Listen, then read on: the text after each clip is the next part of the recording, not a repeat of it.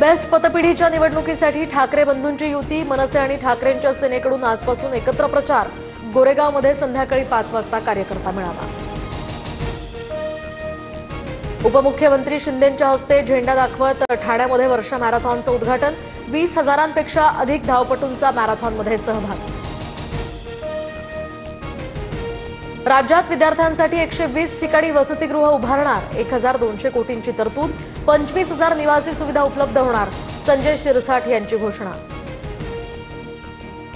गणेशोत्सवाच्या पार्श्वभूमीवर मुंबईतील सार्वजनिक गणेश मंडळांच्या आगमन सोहळ्यांना सुरुवात। अनेक गणेश मूर्ती परळ कार्यशाळेतनं गणेश मंडपाच्या दिशेनं मार्गस्थ।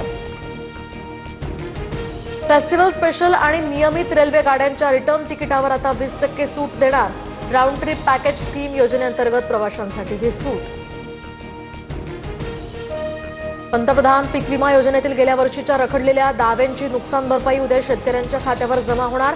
एकूण 921 कोटी रुपये राज्यातील शेतकऱ्यांना मिळणार।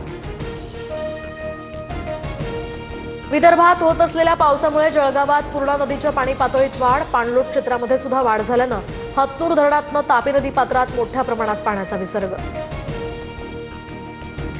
बुलढाण्यात जोरदार पाऊस। नदी नाले दुथडी भरून वाहू लागले। नदीला पूर आल्यामुळे नदी काठावरची शेती पिकांचं प्रचंड नुकसान।